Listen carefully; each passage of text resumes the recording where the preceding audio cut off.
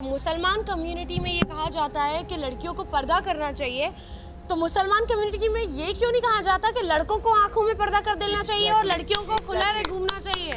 Why not? So I'm so sorry to say that آپ نے پردہ کیا ہے. I am Muslim myself and میری صرف ایک ہی کمپلین ہے towards those people جو کھڑے ہو جاتے ہیں برقع برقع برقع. ارے شرم کرو تم لوگ پہلے اپنی آنکھوں پہ کہ تم وہ چیز کیوں دیکھ رہے ہو. تمہیں پردہ کرنا چاہیے، ہم کیوں پردہ کریں؟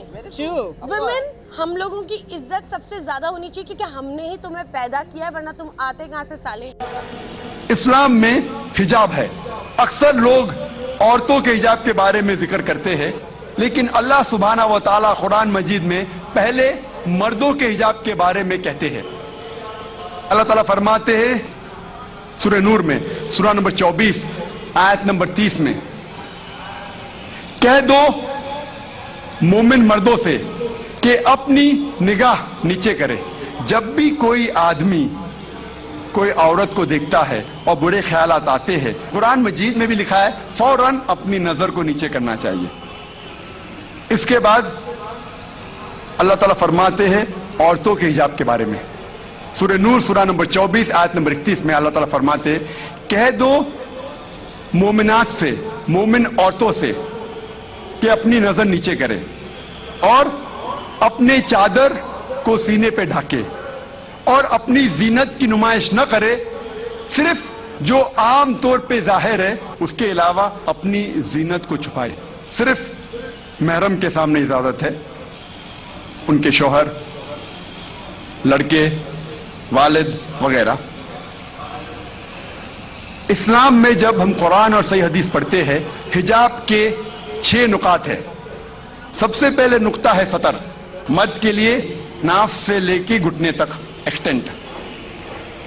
عورتوں کے لیے سارا جسم چھپا ہونا چاہیے، صرف چہرہ اور ہاتھ کلائی تک کھلا رہ سکتا ہے. باقی 5 نقاط مرد اور عورت میں یکساں ہے. دوسرا نقطہ، کپڑے اتنے مہین نہیں ہونا چاہیے، اتنے پتلے نہیں ہونا چاہیے جس کے تھرو آپ دیکھ سکیں. تیسرا نقطہ، کپڑے اتنے چست نہیں ہونا چاہیے کہ انسان کا ڈھانچہ دکھے. چوتھا نقطہ، کپڑے اتنے بھڑکیلے نہیں ہونا چاہیے کہ دوسرا جنس اس سے متاثر ہو جائے، اٹریکٹ دی اپوزٹ سیکس. پانچواں نقطہ، کپڑے دوسرے جنس کے نہیں پہننا چاہیے. اور چھٹا نقطہ، دوسرے مذہب کی نشانی والے کپڑے مت پہنیے. یہ 6 نقاط ہے. اس کے بعد اللہ تعالیٰ فرماتے ہیں سورہ احزاب میں سورہ نمبر 33 آیت نمبر 59 میں، اے نبی کہہ دو اپنے بیویوں سے، اپنے بیٹیوں سے اور مومنات سے، مومن عورتوں سے، جب بھی وہ باہر جائے تو جلباب اوڑھے، اپنی چادر کو اپنے جسم پہ اوڑھ لے تاکہ لوگ انہیں پہچان سکے اور کوئی بھی انہیں نہیں چھیڑے. قرآن میں حجاب کیوں کیا جاتا ہے لکھا ہے تاکہ لوگ انہیں پہچان سکے اور کوئی بھی شخص انہیں نہیں چھیڑے. مثال کے طور پہ اگر 2 جڑواں بہن جو بہت خوبصورت ہے، یکساں خوبصورت ہے، اگر حیدرآباد کے سڑک پہ چل رہی ہے، دونوں بہن حیدرآباد کے سڑک پہ چل رہی ہے، دونوں خوبصورت ہے، یکساں خوبصورت ہے، جڑواں بہن ہے.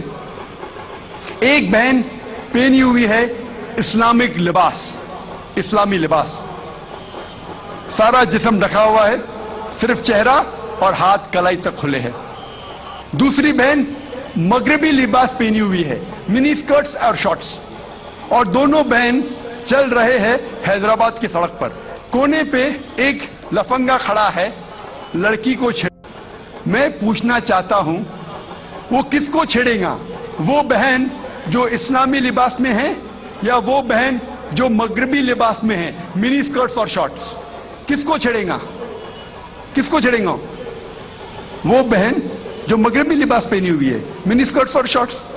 قرآن میں اللہ تعالیٰ صحیح فرماتے ہیں کہ حجاب کرو تاکہ لوگ آپ کو پہچان سکے اور کوئی بھی آپ کو نہیں چھیڑے.